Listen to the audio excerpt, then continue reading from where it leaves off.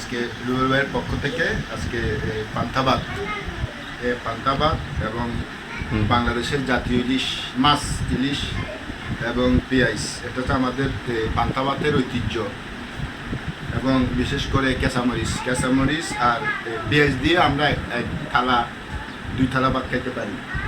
তার মাঝে যদি ভাজা ইলিশ থাকে, যাকে এখন সোনার হরিণ বলা হয়, এখন পাওয়া যায় না সহজে, একমাত্র মুষ্টিময় যাদের টাকা আছে। কিন্তু এখন যিনি আমাদের খাওয়াচ্ছেন ওনার দিল আছে, টাকা কম। রুবেল ভাই আজিবাড়ির মসজিদের আমাদের ভাই, ওনার পক্ষ থেকে আজকে অসংখ্য ধন্যবাদ।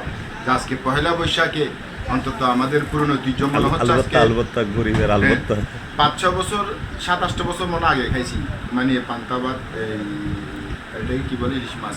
কিন্তু আজকে রুবেল ভাই সে সুযোগ করে দিয়েছে, ধন্যবাদ।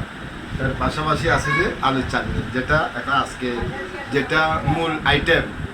পান্তা ভাত এবং এই ইলিশ মাছের থেকে সবচেয়ে বেশি সুন্দর এবং দারুণ হয়েছে এটাকে কি বলে, আলুর চাটনি। ধন্যবাদ রুবেল ভাইকে, আজকে সেই সুযোগটা আমাদেরকে করে দিয়েছে প্রায় 27 বছর পর।